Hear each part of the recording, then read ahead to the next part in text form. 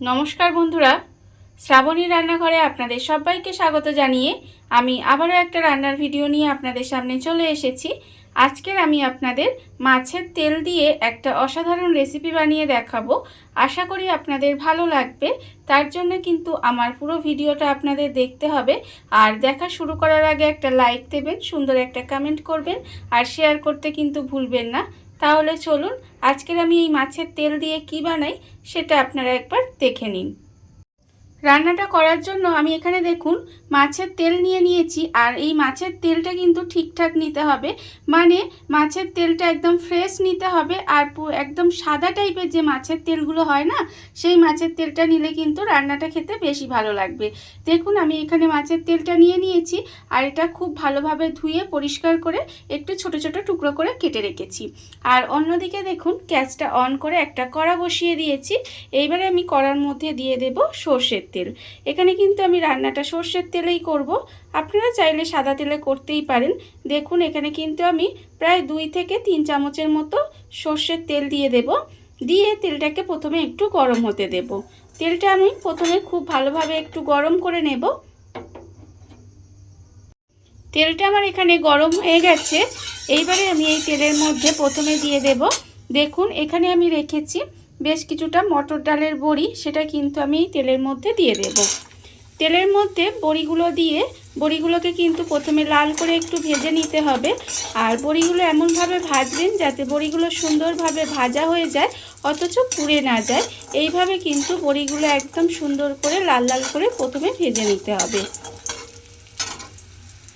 বড়িটা আমার এখানে লাল করে ভাজা হয়ে গেছে। এইবারে আমি বড়িটাকে তুলে নেব। বড়িটাকে তুলে আলাদা করে রেখে দিতে হবে প্রথমে।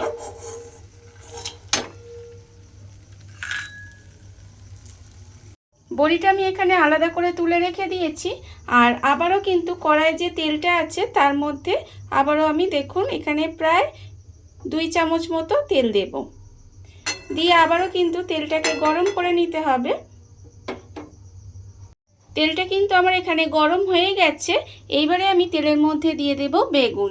এখানে দেখুন আমি কিন্তু একটা বড় সাইজের বেগুনের অর্ধেকটা নিয়েছি। আর সেই বেগুনটা কিন্তু এইভাবে একটু ডুমো ডুমো করে কেটে রেখেছি। সেই বেগুনটা আমি তেলের মধ্যে দিয়ে দিলাম। এইবারে আমি তেলের মধ্যে দিয়ে দেব, দেখুন এখানে আমি দেব আন্দাজ মতো অল্প সামান্য একটু নুন।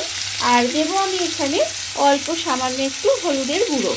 দিয়ে বেগুনটাকে প্রথমে আমি একদম লাল লাল করে ভেজে নেব। বেগুনটাকে কিন্তু খুব ভালোভাবে লাল করে ভেজে নিতে হবে। বেগুনটা আমার এখানে লাল করে ভাজা হয়ে গেছে। বেগুনটা আমি এখানে লাল করে ভেজে নিয়েছি। এইবারে বেগুনটাকে কিন্তু আমি আলাদা করে তুলে রেখে দেব। বেগুনটা আমার এখানে আলাদা করে তুলে রেখে দেব।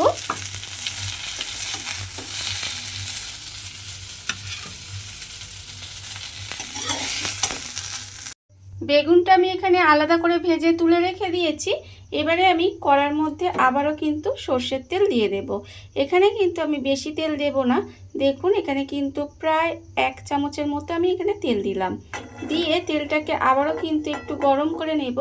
কড়া যেহেতু গরম আছে, তেলটা আমার এখানে গরম হয়ে গেছে। এবারে আমি তেলের মধ্যে দিয়ে দেব পেঁয়াজ কুচি।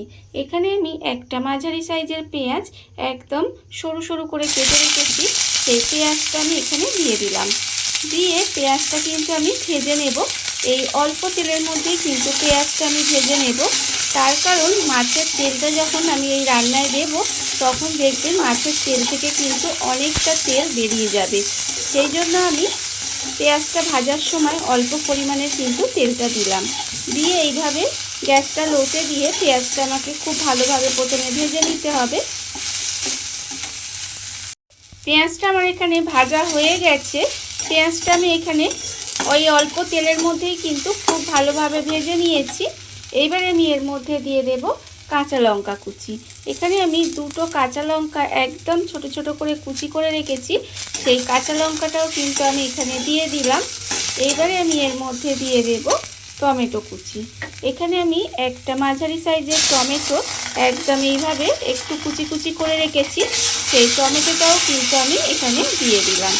টমেটোটা দিয়েও কিন্তু এইভাবে একটু রান্না করে নেব। এই 1 মিনিট মতো টমেটোটা দিয়েও কিন্তু এইভাবে একটু রান্না করে নিতে হবে। টমেটোটা দিয়ে কিন্তু আমি এখানে 1 মিনিট মতো একটু রান্না করে নিয়েছি।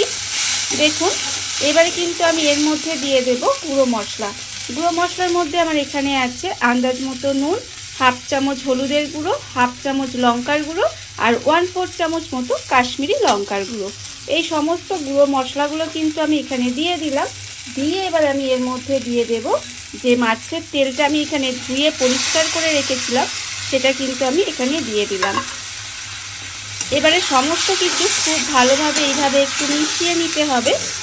দেখুন মাছের তেলটা দিয়ে কিন্তু আমি এইভাবে সমস্ত কিছু খুব ভালোভাবে মিশিয়ে একটু খুব ভালোভাবে কষিয়ে নেব। আমি যে এর মধ্যে তেলটা কম দিয়েছি, এবারে দেখুন এটাকে রান্না হতে হতে এর থেকে তেলটা যখন বেরোবে তখন কিন্তু একদম মনেই হবে না যে তেলটা কম দেওয়া আছে। দেখবেন এর থেকে কিন্তু অনেকটা পরিমাণে তেল বেরোয়।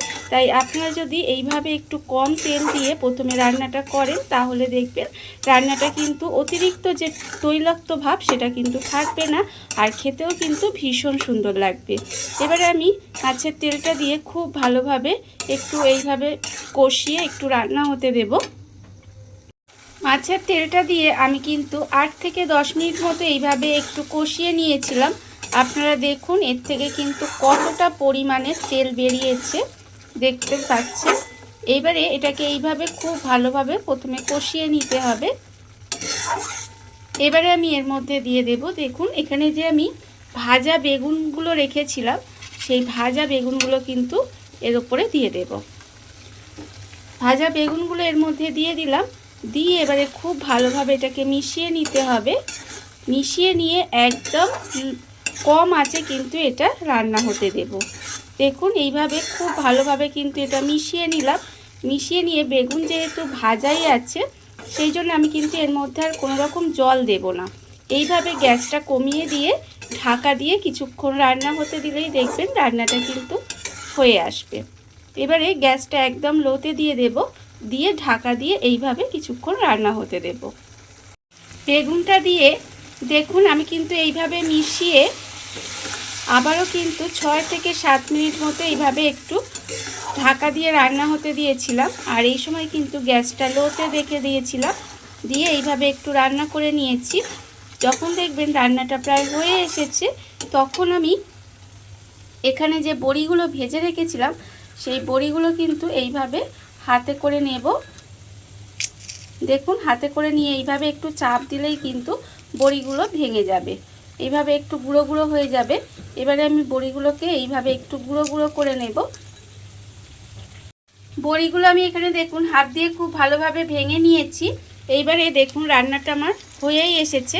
আমি এর ওপর থেকে বড়িগুলো দিয়ে দেব, এই ভাঙা বড়িগুলো। এইভাবে যদি রান্নাটা একবার করেন তাহলে দেখবেন যে গরম ভাত দিয়ে কিন্তু এর সঙ্গে আর কিছুই লাগবে না, খেতে কিন্তু অসম্ভব সুন্দর হয়। এইভাবে আপনারা একবার হলেও বাড়িতে বানিয়ে দেখতে পারেন। আর এটা কিন্তু গরম ভাত দিয়ে খেতেই ভালো লাগবে, আর অন্য কিছু দিয়ে খেতে কিন্তু ভালো লাগবে না। দেখুন বড়িটা দিয়ে আর কিছুই করব না, জাস্ট খুব ভালোভাবে একটু মিশিয়ে নেব। মিশিয়ে নিলেই কিন্তু রান্না আমার রেডি। দেখুন রান্না কিন্তু আমার এখানে রেডি হয়ে গেছে। দেখুন বন্ধুরা, বাড়িতে থাকা কত অল্প উপকরণে কত অল্প সময় কত সুন্দর একটা মাছের তেলের রেসিপি তৈরি হয়ে গেছে আপনারা দেখতেই পেলেন। আর এটা কিন্তু গরম ভাত দিয়ে খেতে অসম্ভব সুন্দর লাগে। এইভাবে আপনারাও একবার হলেও বাড়িতে বানিয়ে দেখতে পারেন। আর এই ভিডিওটা যদি আপনাদের ভালো লেগে থাকে, আপনারা যদি ফেসবুক থেকে দেখে থাকেন পেজটি ফলো করে দেওয়ার অনুরোধ রইল। আর যদি ইউটিউব থেকে দেখে থাকেন চ্যানেলটি সাবস্ক্রাইব করে নেওয়ার অনুরোধ রইল। তাহলে চলুন ভিডিওটা আমি এখানেই শেষ করছি। আপনারা সবাই ভালো থাকবেন, সুস্থ থাকবেন। আবারও হাজির হব নতুন কোনো রান্না নিয়ে।